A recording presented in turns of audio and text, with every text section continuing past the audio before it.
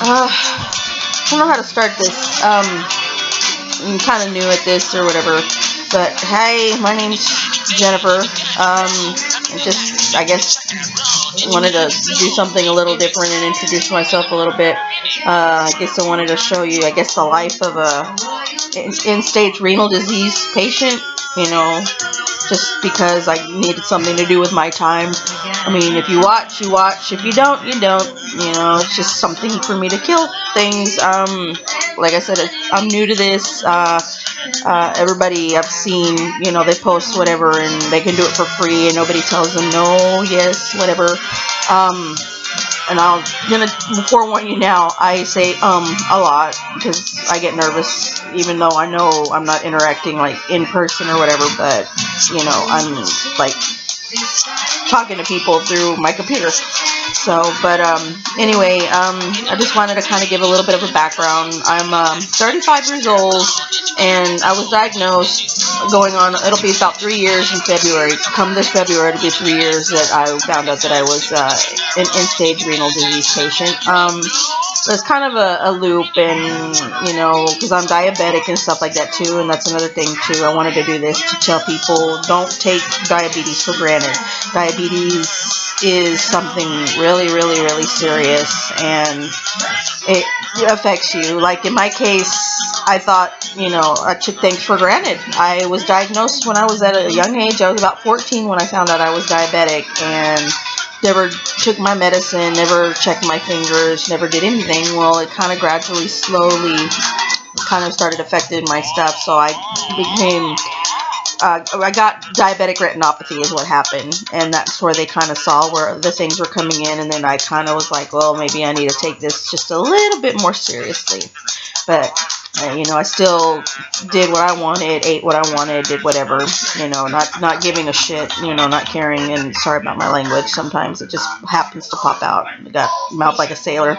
Anyway, and it just kind of culminated. I thought I was doing good. I was going to school full-time. I was a full-time worker, and then all of a sudden, I got sick at work one day, and they took me into the emergency, and next thing you know, you're going to have to be on dialysis, which it kind of took me for a loop and kind of shocked me because I'd never actually been in the hospital before, and my one emergency room day turned into a 3-week thing, so it was pretty bad.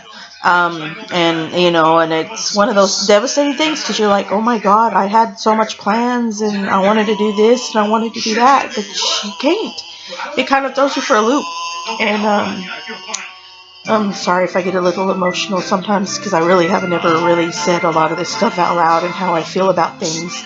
It's just, I feel like, people need to know. It's one of those things that, you can't take for granted, especially in the Hispanic and, the African American communities, we're, more at risk for all this stuff too. And I just kind of wanted to document this and keep people posted on how things go in my life and how doctor's appointments go and, how it is. Because at this point, I do have a little bit of silver lining that comes to my stuff. I was told about maybe a month ago that I was like one blood test, I guess, away from being put on the waiting list for a kidney transplant because my nephrologist really strongly believes that I'm a prime candidate for one because of my age and that I'm just too young to not, to be, this sick. Which, granted, I'm not putting the blame on anybody or blaming anybody for it. I'm the one that did it to myself. Everybody's like, well, if we would have done this or if you would have done that. It's true. If you don't pay attention to yourself, and how do parents usually tell us things that we don't understand? Parents are right. If you're not going to help yourself, then how the hell is anybody else supposed to help you? And in my case, I finally stepped up and did it, but, it's a little too late. But at the same time, it's not too late. I'm still here. I mean, it could be worse. I could be, in the hospital, and I think, goodness, and you'll see, because my religious views will come into play eventually, because my family's Catholic, and I'm a non-practicing Catholic. I I believe in God, do all that stuff too, but at the same time, I'm open to other things, you know, as far as that goes. So most people will be like, oh my God, you need to give praises to the Lord above, which I do, don't get me wrong, but at the same time, you know, I believe there's other powers in play and stuff like that too. But anyway, like I said, this is just an introductory video and stuff like that too. I don't know if I'll be posting again, just to, you know, just to see if people want to pay attention to me as far as that goes. And I know I'm rambling, and I don't mean to, but just kind of work with me, and you'll see a lot more stuff on here too. I mean, I like to do a lot of things. I'm into anime. I'm into reading. I'm into, you know, manga. I love music, rock preferably. My favorite band, of course, is Korn. Korn being my favorite. Jonathan Davis is my all-time favorite anything. I just want to know, and then, I mean, if you have any specific questions or anything like that, I don't mind answering or anything like that. You can find me on Facebook, you can find me on Instagram. Eventually, I guess I'll post all that if, you know, this goes anywhere.